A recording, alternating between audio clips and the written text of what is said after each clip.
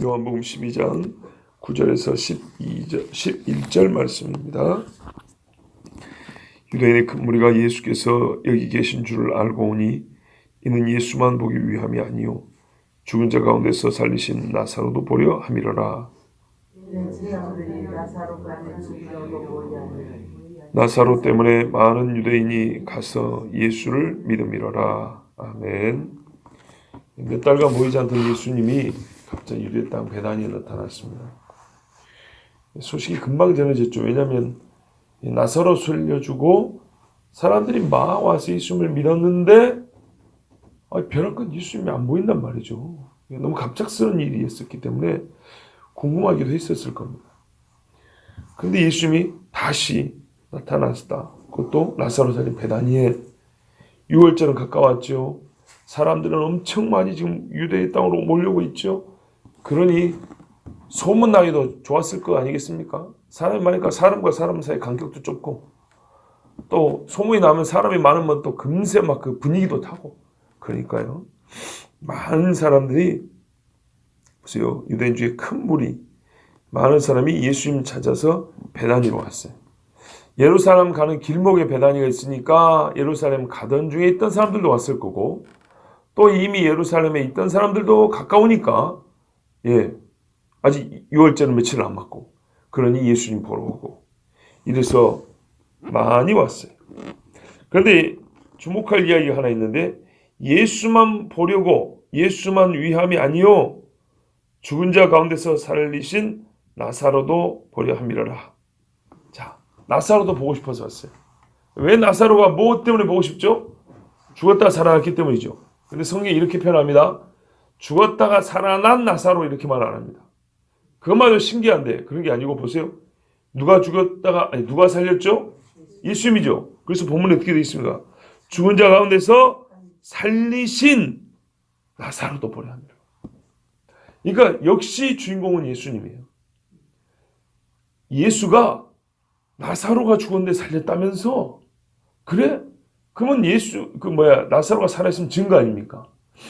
다르게 표현하면 예수도 보고 예수가 한 일에 증거도 보겠다는 얘기입니다. 그죠? 나사로가 한인관이었으면 예수도 보고 한인관이도 보고 마리아였으면 예수도 보고 마리아도 보고. 근데 왜 마리아냐? 예수가 살렸으니까. 예수가 한 일의 증거를 같이 보겠다는 겁니다. 여러분, 예수님이 있는 곳에는요, 사람들이 몰려듭니다. 예수님이 하신 일의 증거로서 존재하는 사람이 있는 곳에도 사람들이 몰려듭니다. 예컨대 그 사람을 보면 꼭 예수님 보는 것 같아요. 그러면 몰려들어요.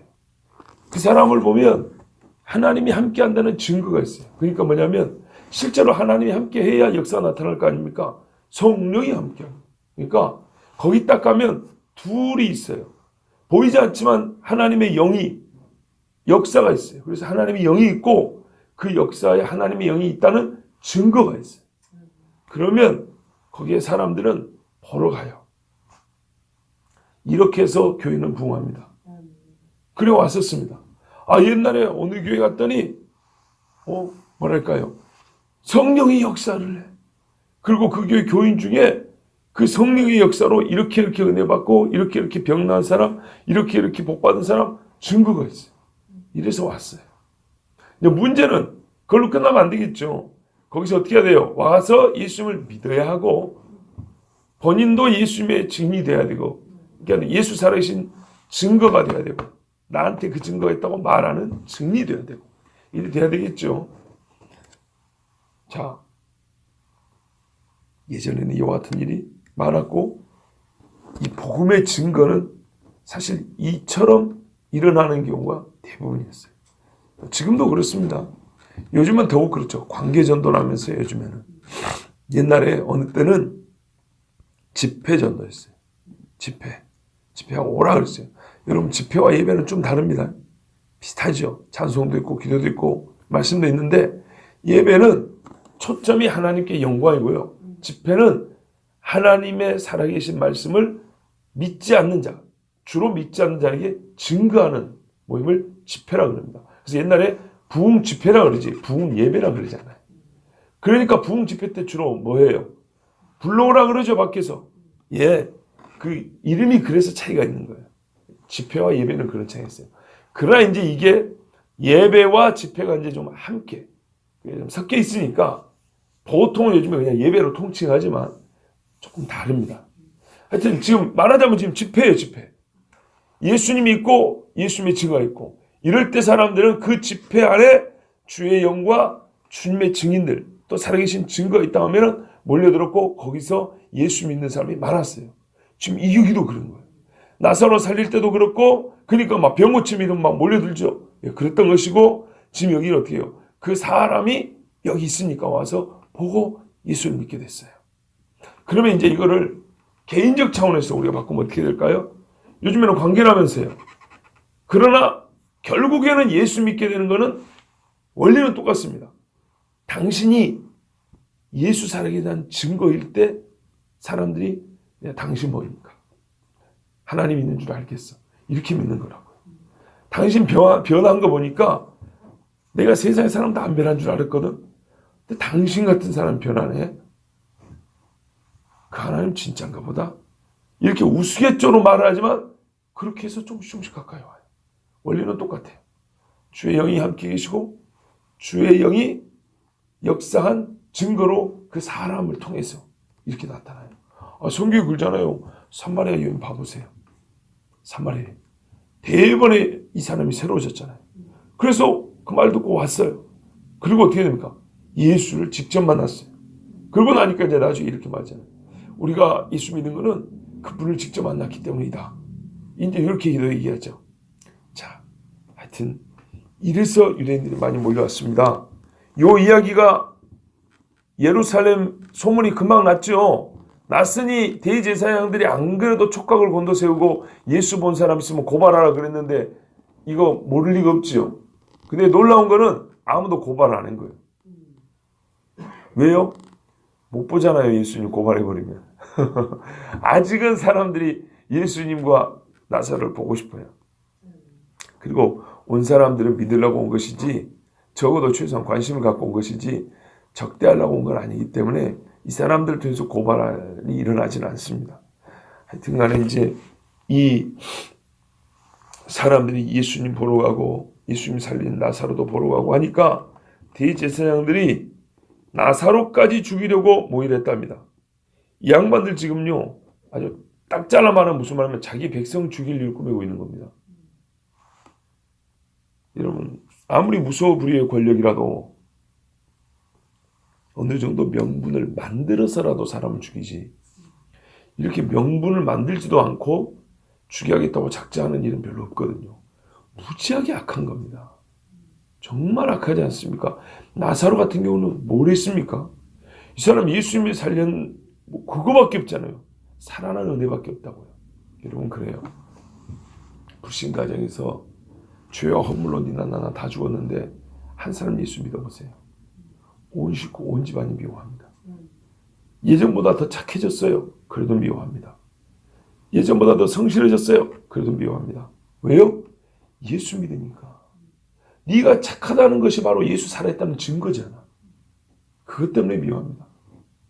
그래서 1세대가 어렵다는 거 아닙니까? 예수 그 집안에서 처음 믿은 세대가 제일 어렵고 제일 고생 많이 해야 되고 딸이 됐건 부모가 됐건 손자가 됐건 제일 많이 울어야 돼. 믿음은 그 사람이 1대1대 그 집안의 시죠. 정말 어느 집을 가나 그래요. 그럼 보세요. 자기가 1세대죠. 그럼 보통 어느 정도 우냐면 한 세대를 울어야 돼요. 20년에서 30년. 그러면 한 세대가 또 나와요. 물론 그 중간에 나오죠. 무조건 뭐 20년 가고 30년 가야 전도가 되냐? 그건 아니죠. 근데 그 집안이 믿는 집안으로 이렇게 바뀌는 뭔가 이게 영적 기류가 바뀌는 데는요. 처음 믿은 한 세대가 한 세대만큼 정도는 울어야 돼요. 보니까 그러더라고요. 멀리 볼 필요가 없었어요. 우리 집안의 고모들이 다 믿는 집으로 실려갔어요. 다 믿는 집으로. 그런데 20년, 25년 우니까 남편이 그래도 나오더라고요. 20년, 25년. 그러니까 한 세대를 우는 거예요. 한 세대를. 기가 막힐 이야기죠. 예, 맞습니다. 저희 집안에도 저희 아버지가 예수를 믿었어요. 10살 때부터 본격적으로 믿었다고 들었거든요. 우리 할아버지가 언제, 그 무지막지한 할아버지가 언제 예수 믿고 돌아왔냐? 막판에 하나님이 풍으로 쳤는데 그때 저희 아버지 연세가 37세예요. 27년 만에 할아버지가 돌아왔어요. 보세요. 한 세대 기도하고 그래야 돼. 한 세대. 그러니 여러분 인내하고 기도하십시오. 한 집안이 돌아오는데 1세대는, 자기 세대는 어쩔 수 없습니다. 성경대로입니다. 뿌려야 열매를 거둘 거 아닙니까? 그렇게 눈물로 뿌리는 겁니다. 그만큼 미움도 많이 당하고 욕도 많이 해도 뭐가 되고 뺨도 맞아야 되고 내쫓김도 당해야 되고 그런 겁니다. 왜? 이런 인간들 때문입니다. 예수 믿은 증거 가진 그것 때문에 죽이려 하기 때문입니다. 그래서 옛날에는 족보도 파버렸잖아요. 그런데 여기서 우리가 보면 이 사람들 뭡니까? 로마로부터 받은 어느 정도의 권력 유지해주는, 보존해주는 게 있었어요. 너희가 이 백성만 잘 이렇게 하면 우리가 너희들 세금도 면제해주고 어느 정도 그 성경에서 나오는 수입도 보장해주고 너희들 지위, 유대 땅에서 보니까 상당히 높은 지위인데 다 인정해주겠어. 이게 로마가 보장해준 거예요. 그런데 보세요. 6월절이 됐어요. 안 그래도 이제 이럴 때 폭동이 나고 유대인들은 그 종교성 때문에 로마한테 아주 신경 쓸 거리가 많은 민족이잖아요. 근데 예수 때문에 이제 유다가 시끄러우면 어떻게 될까요? 로마가 와서 다 내놔. 그리고 강력하게 그때는 칩니다. 로마는 그런 식이었어요. 예. 반란만 안 일으키면 어느 정도 그래도 봐주는데 반란 일으키면 아주 강력하게 처벌하는 로마였어요. 그 십자가에 달아버린 거예요. 그러니까 이제 이 대제사장들이 자기 뭐 뺏길까봐 이제 아주 조심하고 있었어요. 그래서 그랬잖아요. 예수님 잡아 죽이고 싶은데 밀란이 날 거 아니 6월절은 피하자. 원래 계획이 그거였잖아요. 그래서 6월절은 좀 잠잠히, 사람 많을 땐 좀 잠잠히 하자. 이게 원래 계획이었어요. 자, 그러나 어쨌든 이 사람들은 지금 선한 사람을 죽일 계획을 세우니 여러분 악한 자의 모이는 시간이 가면 갈수록 악의 질이 더하고 악의 크기가 더해갑니다. 바늘도둑 소도둑 된다면서요. 사람의 본성에 따른 우리의 관찰 결과인데 똑같습니다. 사람 죽인 것도 한 사람 죽여보면 그 다음부터는 쉽죠. 권력을 가져보면 그 다음부터 더 갖고 싶죠. 똑같은 거. 이 사람들 참 정말 이러면 안 되는데 여기까지 가면 안 되는데 근데 왜 나사로까지 죽이려고 했는가? 11절 보세요. 여기에 참 우리가 또 교훈이 많아요. 나사로 까닭에 많은 유대인이 가서 예수를 믿음이로라. 가서. 그러니까 그 전까지는 조금 애매했던 사람들도 가서 보고 믿어버린 거예요. 처음에 보세요. 나사로 죽었다고 문상 온 사람들이 믿어버렸어요. 그리고 이제 또 찾아가서 막 보고 믿으려고 하는데 예수가 없어져 버렸어요. 그러니까 이게 중요하다고요. 사람만 증거만 있으면 이게 곤란한 거예요. 예수가 같이 있어야 돼, 예수님이. 그러니까는 예수가 나 병 고쳐 있어. 병 나은 증거만 갖고 있으면 안 돼요. 그 사람이 계속 예수를 믿고 있어야 돼요. 성령의 역사가 그 가운데 그의 영에 계속 있어야 되는 거예요. 병 나은 흔적만 갖고 오면 예수 안 믿어요. 본인도 잃어버린 예수를 누가 믿겠어요? 예수님이 다시 왔다 하니까 사람들이 또 보러 한 거예요. 그러니까 살아난 나사로만 보러는 그렇게 많이 안 갔는데 살아난 나사로 옆에 누가 왔다고요? 다시 예수님이 왔다 하니 우르르 또 몰려간 거예요. 거기다가 나사로가 이제 그러니까 어떻게 예수님이 있으니까 나사로가 증거가 되죠. 그러니까 가서 나사로 보고 예수 믿어버리고 나사로 보고 예수 믿어버리고 그러니까 이 대제사장들이 또 이제 활짝 놀라고 이제 또 화가 막 나기 시작한 거예요. 자, 그런데 궁금한 게 이거예요. 더욱 깊은 우리의 진리의 교훈을 얻기 위해서 우리가 궁금해야 될 점이 하나 있어요. 이 공회가 뭐였어요? 사내들인 공회인데 공회가 뭐였을 때 예수 죽이자고 결의한 집단은 두 부류의 집단이었어요. 하나는 대제사장, 즉 제사장 집단이고 하나는 바리새인 집단이었어요. 그죠? 이들은 유대교 종교 지도자지만 다 파가 달라요. 사두개파, 바리새파. 그래서 바울도 이들을 시기 붙여가지고 위기를 모면한 적이 있고 그랬어요. 근데 여기 지금 바리새인들 이야기 나옵니까? 안 나옵니까? 안 나오죠. 근데 대제사장 이야기만 나오죠. 대제사장들이 뭐야 했더라. 아니 당연히 바리새인들이 포함된 것이지 그걸 가지고. 맞아요. 바리새인들이 포함이 안 됐다는 얘기 아닙니다. 그런데 성령께서는 여기에 대제사장만 강조해서 딱 길어놨습니다. 그 이유를 좀 생각할 필요가 있어요. 여러분, 바리새인은 위선적이지만 교리적으로는 사두개인보다 조금 나아요. 조금 낫다. 하여튼 율법의 의로 의를 얻어보겠다는, 율법의 행위로 의를 얻어보겠다는 건 비슷비슷한데 부활 교리에서는 바리새인이 더 나아요. 바리새인은 부활을 믿어요. 사두개인은 부활을 합니다. 여기가 좋으니까. 사람이 현실에 만족하면 부활의 소망을 안 갖습니다. 천국 소망 없어요. 대제사장들은 사두개파입니다. 부활 안 믿습니다. 부활 안 믿고 믿지 말라고 가르치는 게 사두개인들입니다. 그런데요, 나사로가 살아나 버렸어요.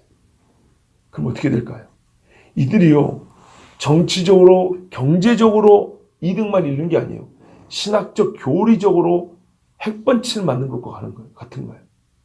이해가 되시죠? 유대인들을 어떻게 가르쳐놨어요? 부활이 없다고 가르쳐놨어요. 죽으면 땡이지. 혹시 몰라. 또 이제 나중에 이렇게 이랬을 좀. 그런데 눈앞에서 지금 당장 마르다도 그랬잖아요. 세상 끝에는 다 살아난다고 합디다. 그런데 지금 여기서 살아나 버렸어요. 이걸 어떻게 감당할 거예요? 두 번은 갈릴리에서 있었던 건데 이거는 유대 땅에서 일어났어요. 예루살렘 지근거리에서. 그것도 6월절 가까운데. 그러니 말이죠. 대제사장들이 이거를 감당할 수가 없어요. 왜? 사람들이 보고 왔는데? 내가 보고 왔는데? 대제사장이 맞아요? 예수님이 맞아요? 예수님이 맞죠. 그럼 어떻게 해요? 양심적으로 말하면 이 사람들 전부 다 내려와야 돼요. 대제사장은 왜 필요합니까? 진짜 대제사장, 히브리서에 말씀한 참 대제사장의 예표로 그 사람들이 존재하는 거 아닙니까? 그림자로.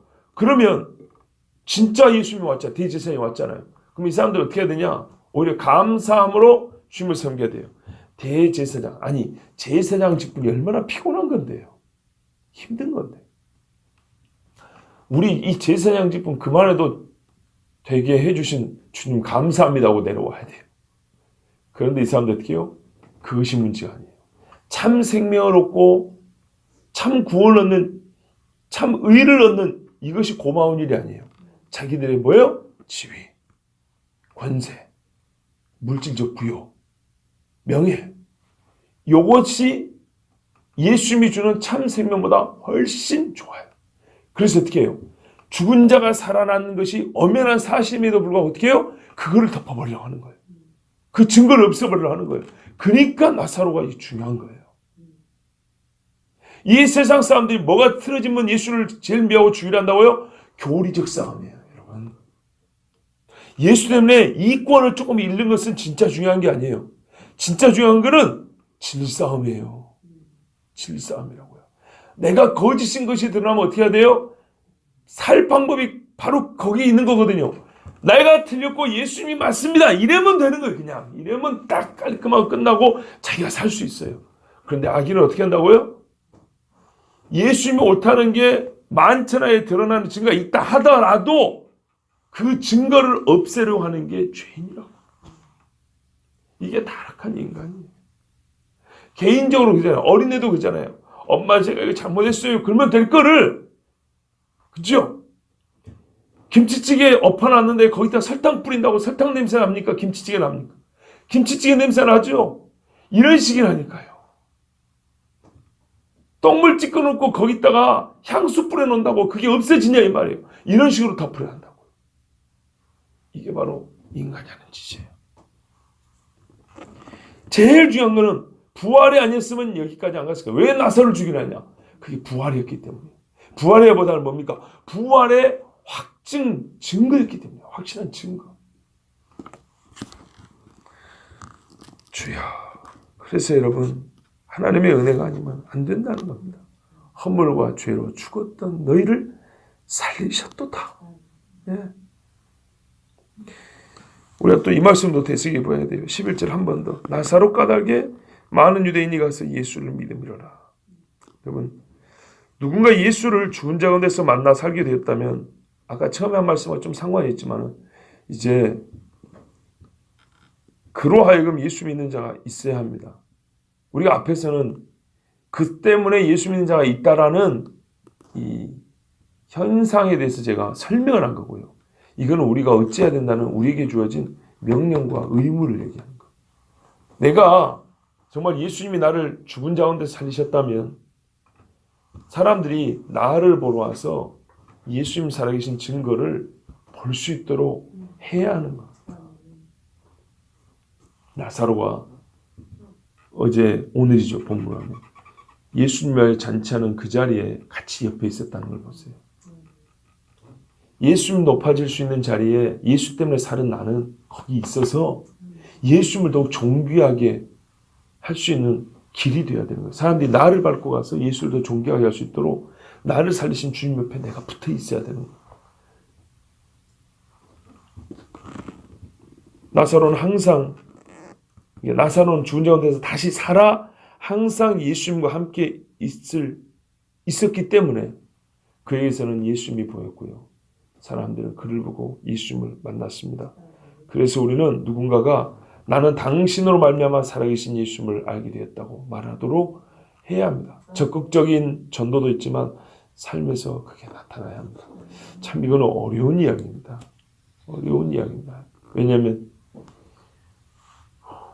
우리가 우리 자신을 알거니와 우리는 믿음이 작아서 예수님 앞에 늘 가까이 붙어있지는 못하기 때문에 어려운 이야기입니다. 그러나 그것은 우리 해야 할 일입니다. 또 한 가지는요. 왜 대제사장과 바리새인들이 예수님과 나사로를 죽이려고 하였다면 아까 사람들이 나사로 때문에 예수님을 믿는다 그랬죠. 그런데 거꾸로 말하면요. 그들은 여전히 안 믿고 있기 때문입니다. 단도직입적으로 모든 잔가지 다 치고 딱 큰 줄기 하나 놓고 딱 정리하면 나는 아직 믿지 않기 때문입니다. 며칠 전에도 말씀드렸어요.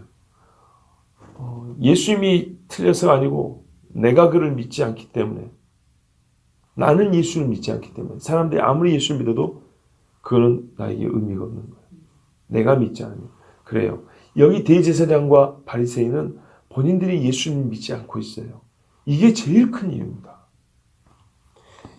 예수님을 믿지 않으면 믿음의 반대편에 있는 모든 일이 머릿속에서 구상이 되고 계획이 됩니다.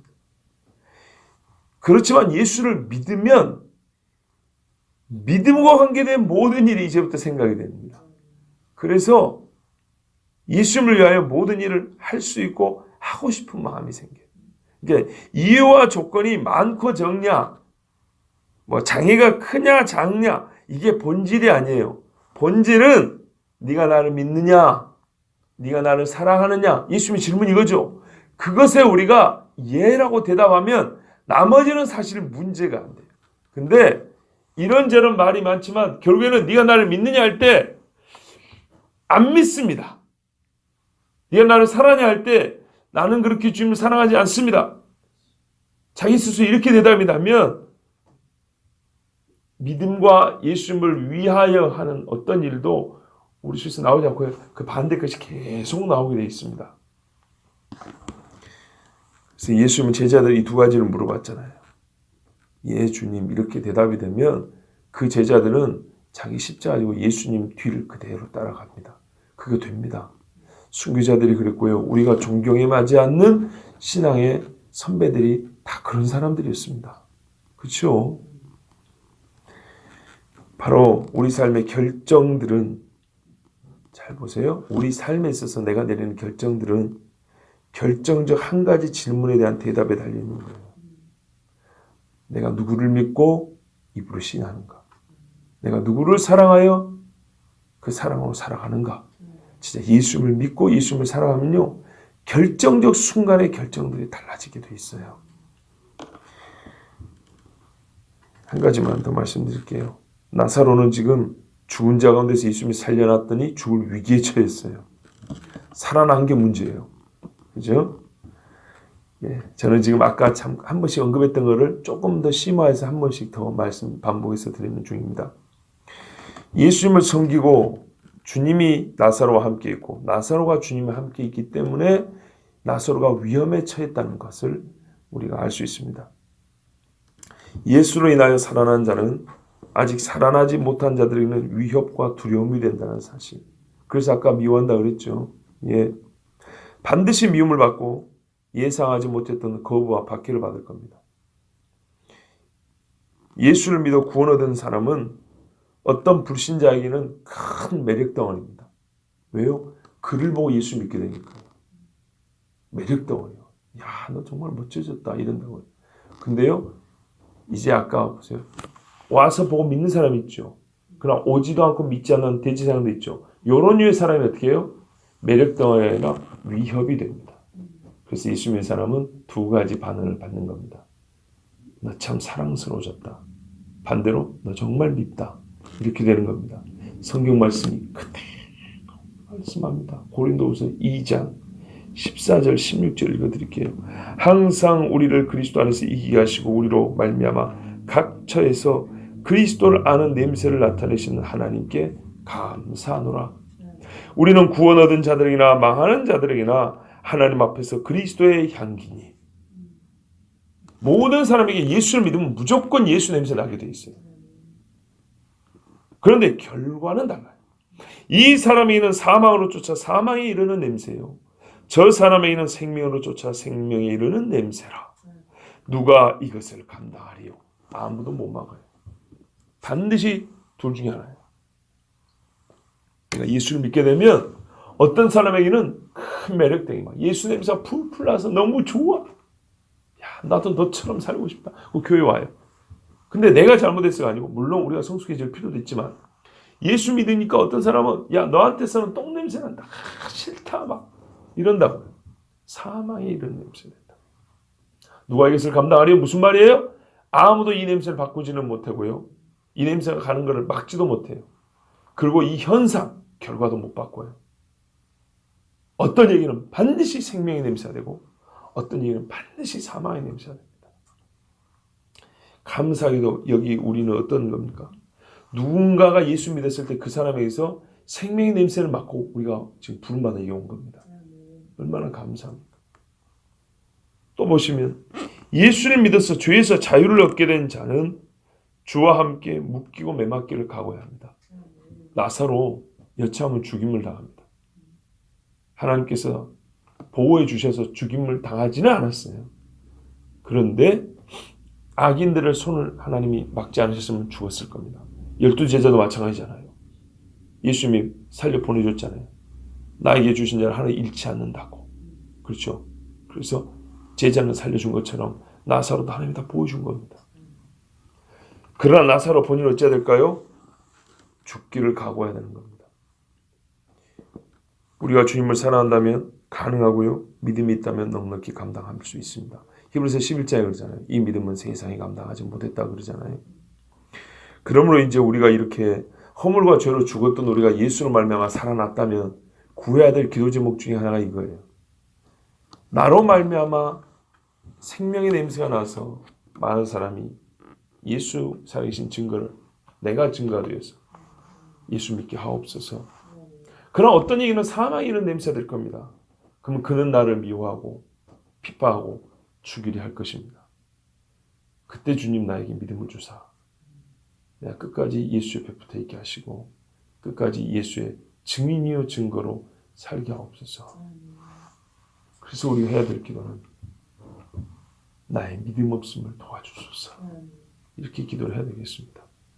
그리고 함께 필요한 게 있죠. 예, 복음 증거자는 인내가 필요합니다. 우리 인간적으로 생각하면 가만히 생각하면 참 짠한 이야기입니다. 어느 집이나 어느 가정이나 1세대가 많이 울어야 된다는 것은 분명한 사실인데 그 우는 당사자는 엄청나게 힘들고 그리고 누구도 잘 그 속을 잘 모릅니다. 그렇죠. 짐작은 하지만 당사자가 되면 그 마음을 알 수 있는 것이죠. 하여튼 그래서 우리 신학교 다닐 때도 그랬다니까요. 은퇴한 교수님인데 여자 교수님이었어요. 집에서 자기 혼자 있는 사람 손 들어봐. 다 일어나라고 박수해주고 기도하고 어려운 거다. 야, 1세대로 예수 믿고 신학교까지 와서 목사 된다고. 그러니까 동기들이 전부 다 박수하고 격려하고. 제가 지금 이렇게 설교할 수 있는 것도 그 교수님이 그 말을 들었기 때문에 그 어른이 그렇게 얘기를 해주니까 알게 됐어요. 그런 것이구나. 경험으로는 내가 경험했는데 그 의미 부여는 선생님이 그 의미를 가르쳐 주니까 아, 내가 경험하고 있는 거, 우리 아버지가 경험했던 게 어떤 의미구나. 수많은 각 집안에서 처음 예수 믿는 사람이 경험한 것들이 어떤 의미구나. 이거를 가르쳐 주니까 저도 여러분에게 지금 다시 가르쳐 드리네요. 더욱 믿음을 구하시고 하나님 앞에 인내하며 기도하십시오. 눈물로 씨를 뿌리면 기쁨을 어떻게 해요? 곡식 다 늙어둔답니다. 나달갱이 차이가 몇 개 차이입니까 도대체? 어마어마하죠. 또 믿음의 공동체는 이렇게 드려야 되겠습니다. 내가 그리스도의 증인이고 우리가 그리스도의 증거로 핍박도 이겨내며 그리스도의 향기로 살기를 함께 기도하겠습니다. 하나님 아버지 감사합니다.